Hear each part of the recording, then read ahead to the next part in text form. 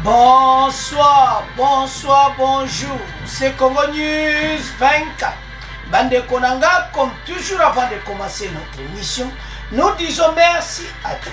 Nous disons merci à nos chers abonnés et téléspectateurs qui nous suivent partout dans le monde et en RDC. Bande Konanga, soyez les bienvenus. À la une, chers téléspectateurs, on va commencer cette émission avec le Conseil de sécurité de l'ONU des sanctions contre les pourvoyeurs des groupes armés. Finalement, babani kojoba décision. Kalana bozala kiwape. Alors, bande konanga, tous à la connecter parce que bayaki ti koya komona mboso ko expliquer situation ya ba arme bande ko tous à la connecter l'émission. Deuxième point chez téléspectateurs. Diplomatie bande kozo continuer de l'autre côté combat et ça coûte combat zo sala manandenga mukiti. Dona nord qui vous fait des ça ko attaquer ndenga osakana te ba position ba rebelle. Et puis ndebo mona kina titre renfort bandeko ya armée rwandaise ezo kota na frontière ya Bunagana. Bauti Uganda bazo kota. Sikoyo banani wana. Botala koma complot o ezo salama. Renfort ezo ya balo pena bokoyoka wana ton émission bazo ya na Bunagana pour ko renforcer armée rwandaise. Tous à la connecter peut ko développer une émission là. Chers téléspectateurs, émission là c'est bandit.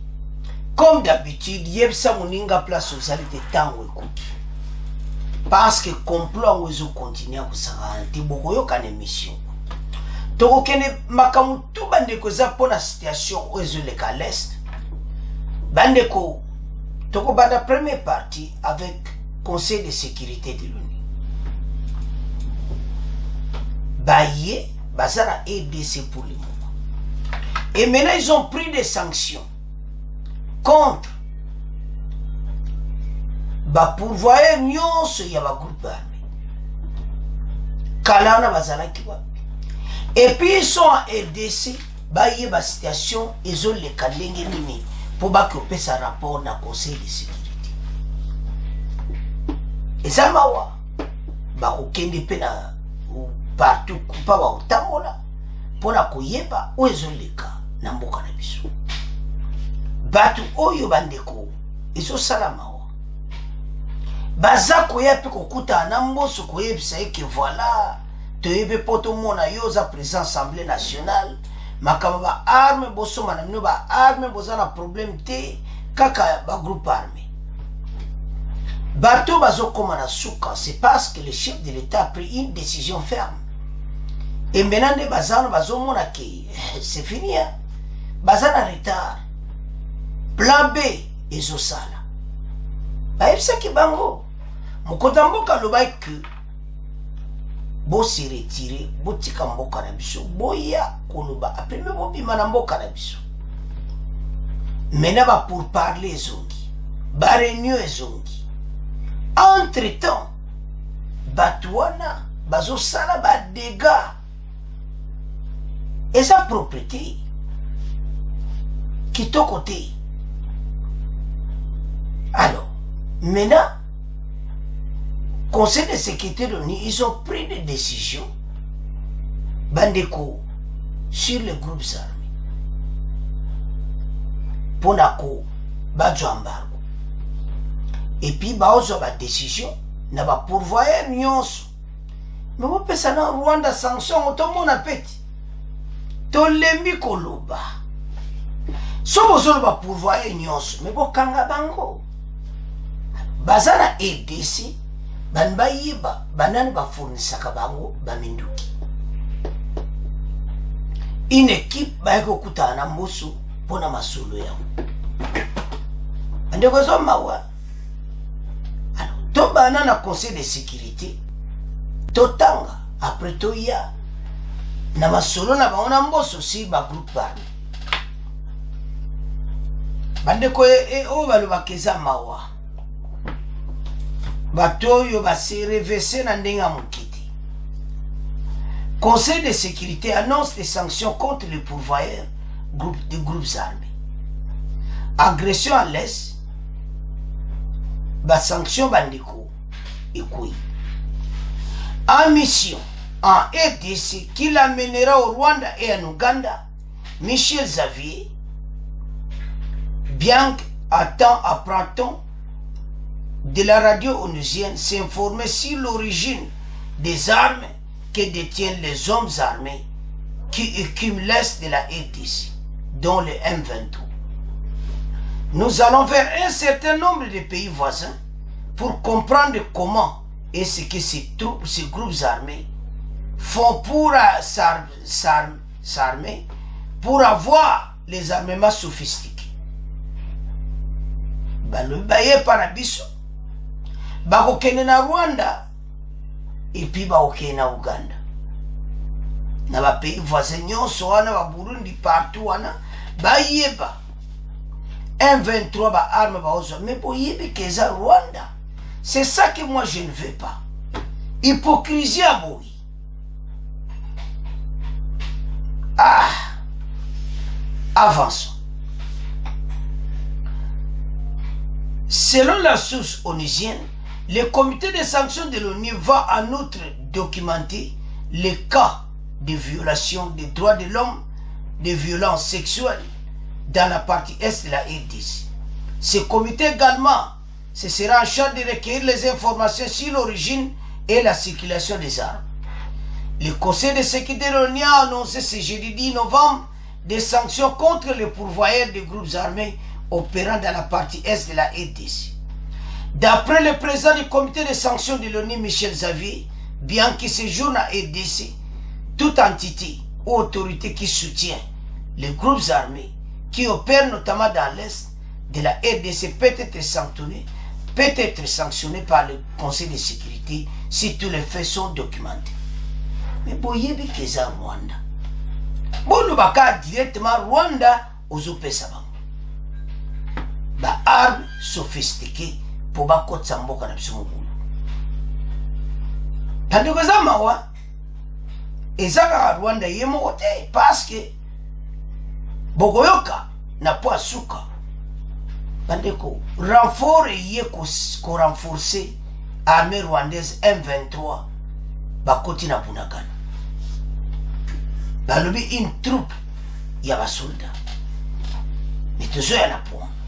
Peuple azo yebisa. Peuple congolais na Bunagana comme mutu na biso so bête na biso tous les masolo. Ne bazana problème sérieux. Alors, situation tozanango l'heure est grave. Parce que bateau yo ezamao. Alors, tokende sikoyo na ba arme. Ba lobi boy na mboso.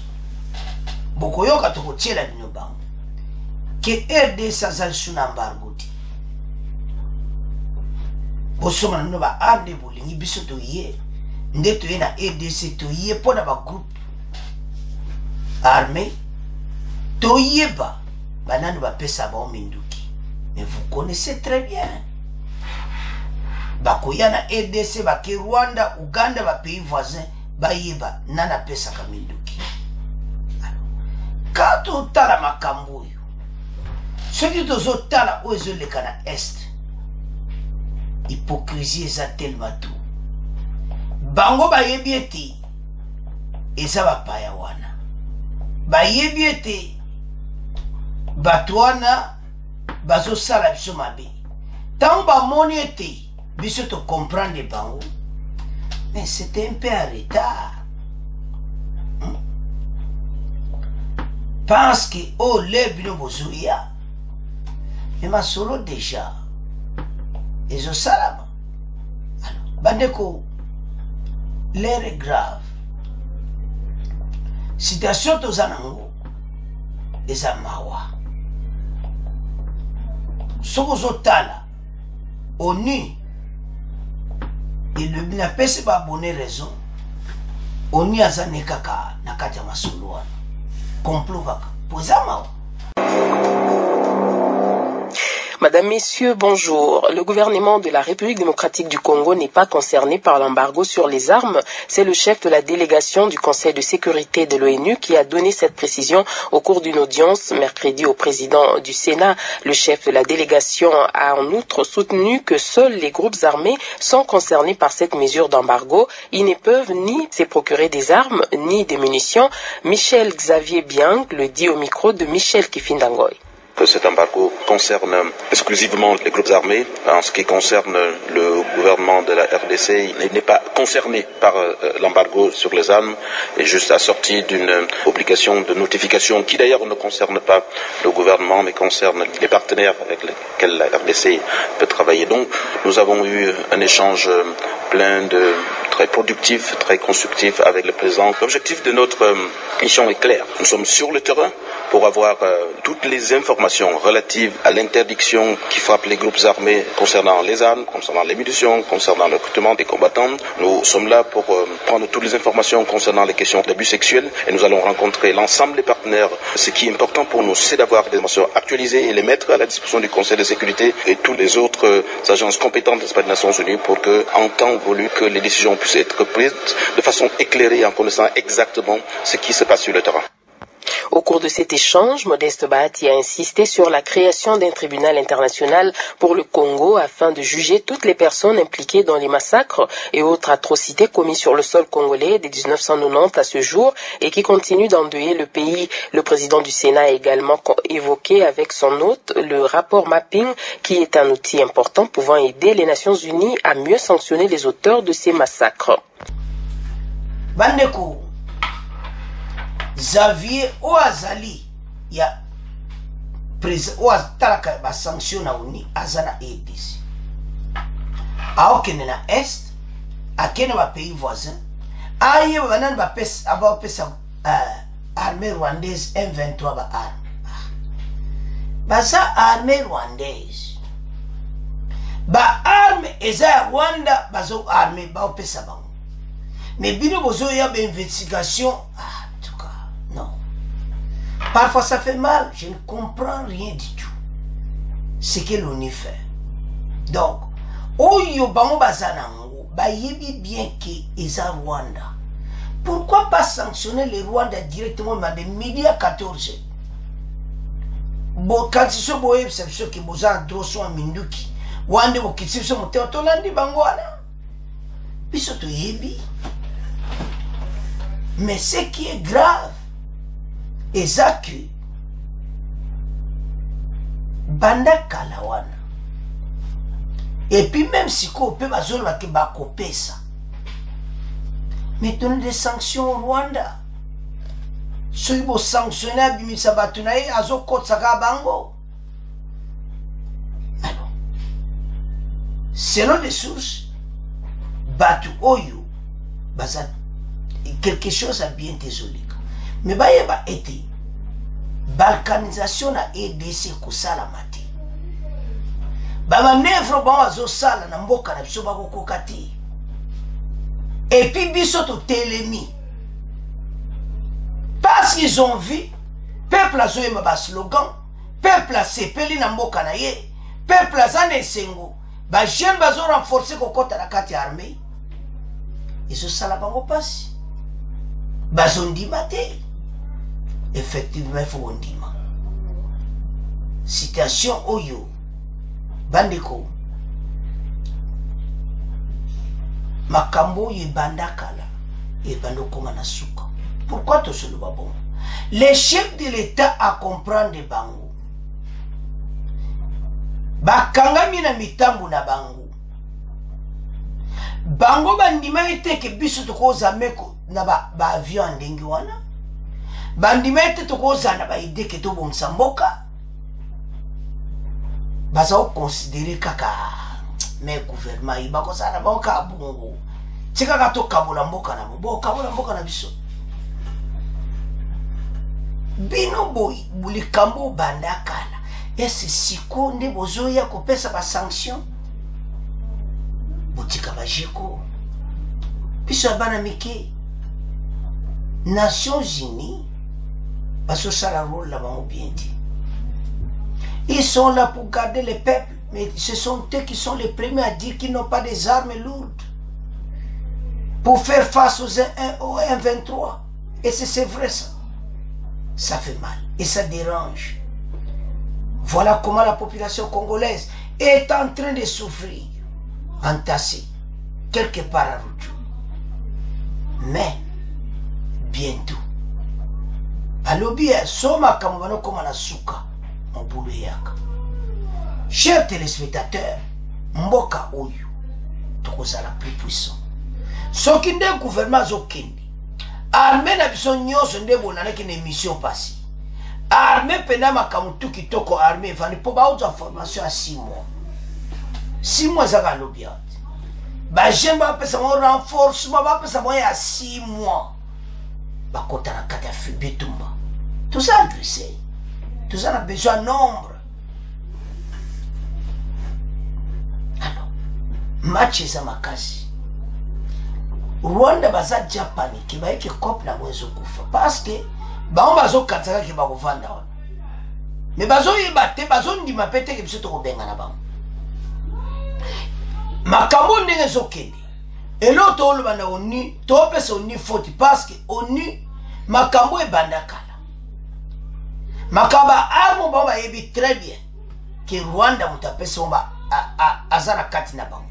Parce que quand on appelle les rebelles, ce n'est pas bien. Tobenga ka armée rwandaise M23.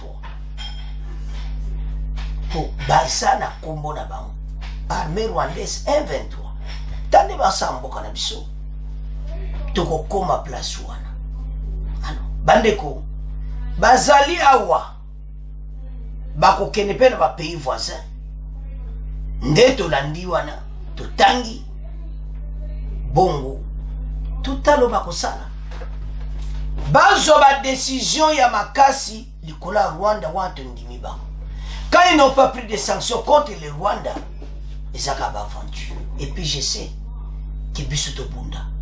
To former en armée. Batoyo. Bazana ba solution na wa mususu meko simbati. Et DC ne sera jamais balkanisé. Bozo l'exalaire. Alors, bande korangai. C'est à ce point de tiki premier point, tout le monde qui est un deuxième point. Bon, chers téléspectateurs, Oyo Kaka, Bandeko, Bitumba et Bandi, les sous Yamakasi. Oyo Kaka, Farde Sazo Kitsabango Bartillerie. Au sud, toza ko attaquer na ndenga mukete. M23 basili. Pourquoi to solo babo? Bogoyo kan émission oyo. Bazako kita. Mais avant meto kende kuna. To banda nanu na ozo sala mana niveau ya ba négocie ba masolo. Lorenzo est le président Uhuru Kenyatta, ex-président Kenya, attendu à Kinshasa ce samedi. Président Angola, na Uhuru Kenyatta, bazana Kinshasa. Uhuru Kenyatta a représenté l'Union africaine, il est pour parler à Nairobi, il est à Pessie, et puis Lorenzo, il est à Koloba, il est sur le Grand Lac. Baokutana Fachi. Bakambo tout bango basengi Fachi aboyi na téléphone tout. Bale baya mutu. Fachi aboyi na ye makambo mususu ba négociation on to kon négocier na M23 ti. Fachi ake COP27. Fachi ake ba réunion minene ti aboyi kokutana Kagame. Pe akotika mikolo po tatana bakutana ye na ibiti. Mokonza mboka ayo comprendre bango sama lukonde kende réunion. Sama lukonde kende représentinga. Mais basana problème. Ba moni moite ba yo landa Fachi siko bako ya bako zala ce samedi. Mais Fachi a tout rejeté en bloc. Ako sololana ba M23 ti. Ako tia ko sololana ba tuana ti. nzela oyo apesaki bango qu'il quitte le territoire congolais ba déposer ba arme alors que kosala mati bato wana tokobengana bango na bitumba ozomona. Alors o Lorenzo bazoya nango parce que ya ebi bien que Rwanda aza chef na bango. Lorenzo savent très bien. Et puis général angolais aza basé à Goma. Asola l'évolution nyonso. Et puis boyoka na extrait bakoloba ke ba rebelle Tutsi. C'est ba congolais ba Tutsi. Basakati. Armée rwandaise wana mobimba bazana kati ba lui Tutsi. Voilà ce qui se passe à l'Est. Bandeko, menace toujours soit Rwanda et l'occasion de pas na biso a otika la kozwati. Un petit pays, alinga koma boy pour na akata RDC, ça ne peut pas marcher. Alors, tant que les diètes à point, il y a guerre aux ezotoka. Parce que la négociation nyonso Fatia lobi yeka point ka moko bakota na DDRC batike qu'il quitte le territoire congolais alors que bango bako quitter te il faut ko benga na bango na makasi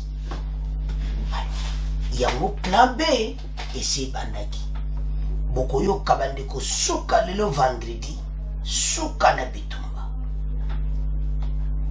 bande ko zaki ko sakana ti ba M23 indépendant ba kokite ba sengi renfort et ko sala bino pasta boko yoka ex le wana renfort angwe koti wapi na Bunagana. Non, ce n'est pas possible. Renfort ezokota na Bunagana mais toza na frontière. Donc, nous avons un complot bien organisé. Bango bakota na Bunagana. Présent, Ouganda est battu. Ce n'est pas possible. Renfort de soldats rwandais et ougandais à l'entrée de Bunagana. Peuple mutabengi lelo.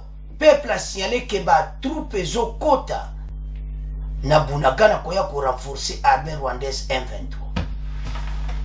Oui, c'est banane. Et ça, Ouganda te.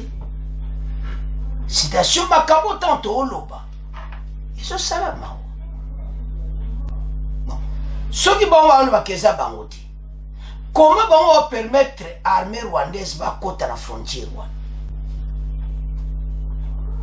Bande ko bozolo na mission bozana ba côté ya Ruchuru, Bunagana ba côté wana.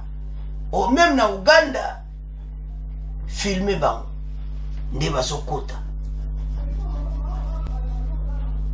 parce que ba preuve parce que ata bayoki boy ba wanga na kaka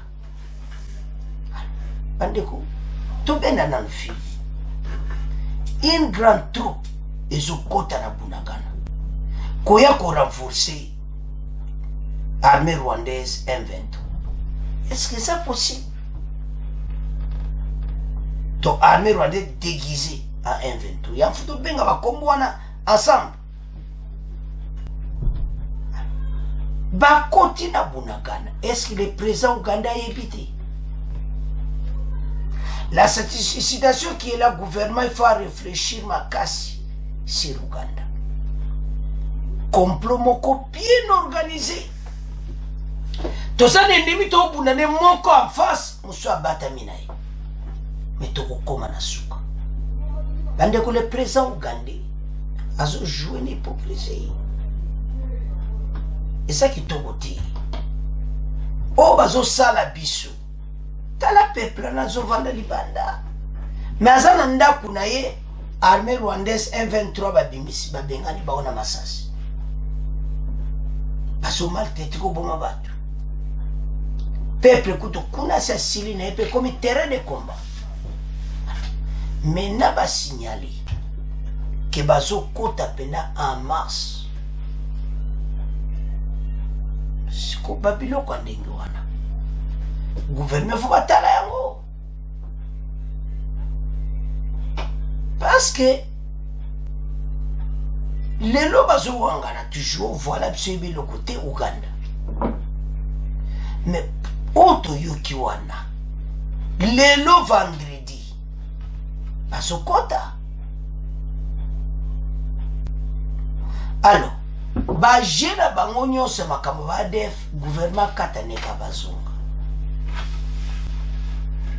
Et ça m'a ouais. Alors, bande ko totanga bon to yoka ndenge e indi renfort ezoya passe bazo ko kalisuti. Fade sa zo beta ba mom na likolo na sebilo ko monte zoya bazo ko kati. Avance. Parce que ça a un problème. Rutshuru, le FARDC lance des tirs d'artillerie lourde sur la position du M23.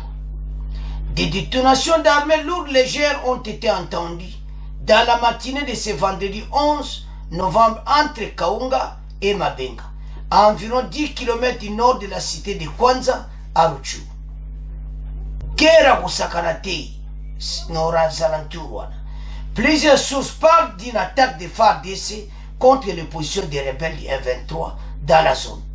Des sources concordantes indiquent que les FARDC ont lancé entre 9h et 10h des tirs d'artillerie lourde sur les positions des rebelles du M23 entre la localité de Kabaya dans le groupement de Kisigari et Rugari voisins. Jusqu'à présent, aucun bilan de ces attaques n'est disponible. C'est-à-dire, tant que ça a attaqué Kisigari, Kabaya, Kabaya est à 2 km de Bunagana. Kibaya wana est à où you plateforme de Sazali. Bisoto Atsu Musikati. Et puis le sud au nord de Kiwanza. Ba France bele bazako bunda bandeko. To bengana batuyo. Allez-y FARDC. Bandeko et ça passe. Selon certains habitants sur place, les cultivateurs qui campaient dans leurs champs dans la localité de Kaunga sont rentrés dans la cité de Kiwanza. Une psychose a été constatée dans cette entité où les troupes rebelles étaient déjà en alerte depuis plus de 3 jours. Sur l'axe Kiwanza, Nyamilima au nord-est de Kiwanza, d'autres tirs ont été entendus vers 13h locales. Toujours ce vendredi autour de Kiwenda.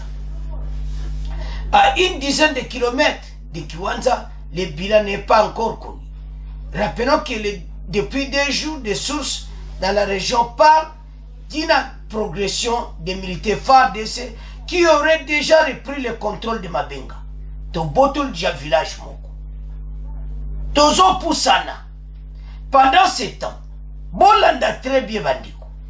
Du côté de la cité frontalière de Bunagana, c'était sous alerte sur les renforts des troupes rebelles des habitants, soit sur place par radio au Capi, apporte l'armée en masse des hommes armés depuis plus de 3 jours, en renfort aux unités rebelles de M23, ce qui, selon ces sources, constitue un autre sujet de préoccupation dans cette zone.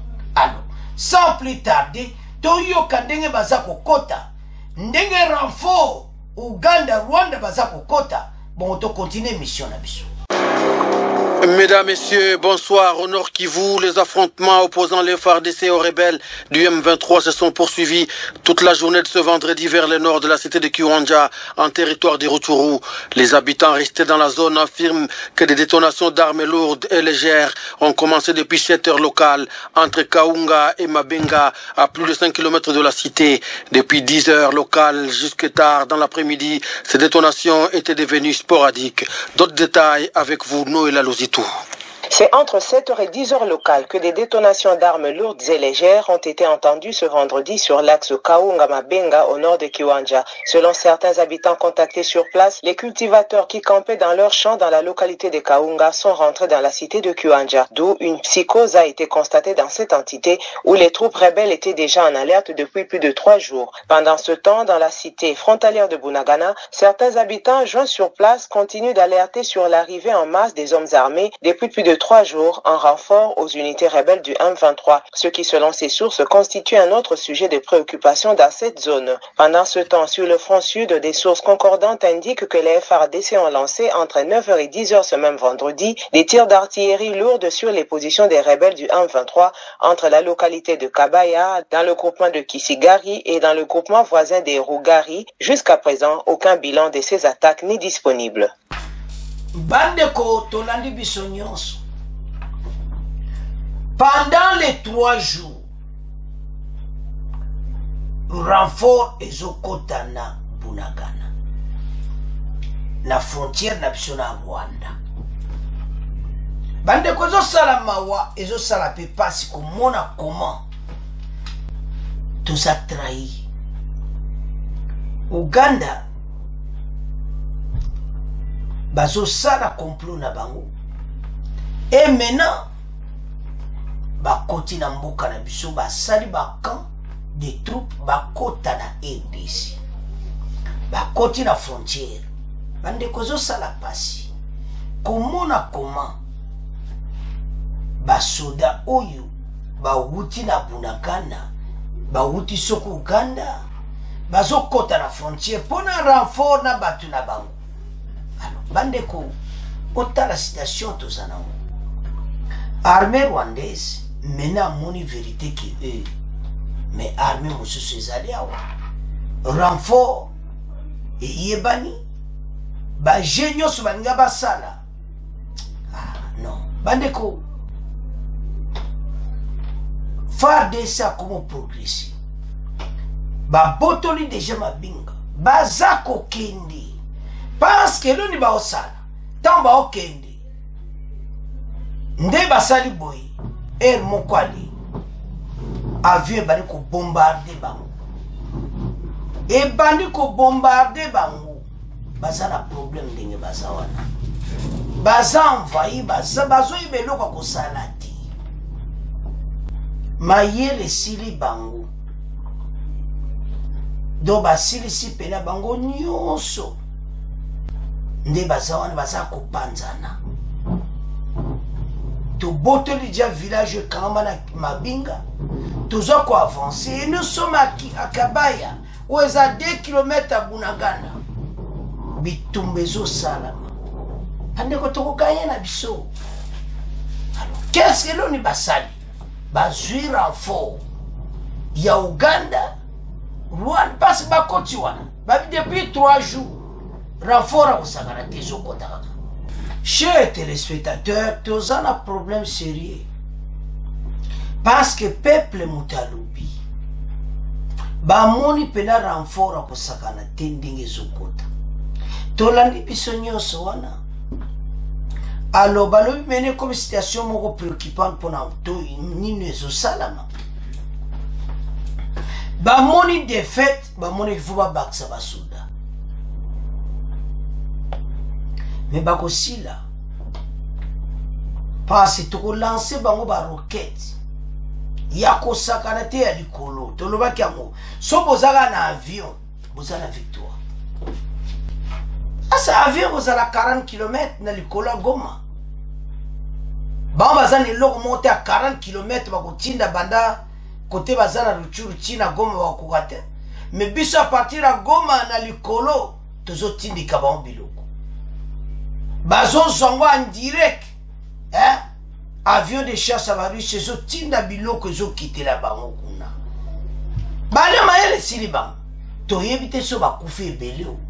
To comprendre na sens. Renfort wana ekoti. Donc c'est-à-dire FARDC sa bomi bango ebele. Donc ba bombe wana avion avion de chasse c'est-à-dire ba Rwandais ba kufi ebele. Sikoyo ba monete ba sengi renfort mususu ya. yeba ke FARDC c'est abotoli ba localité mususu wana tala armée ya sikoyo bazobunda avec du patriotisme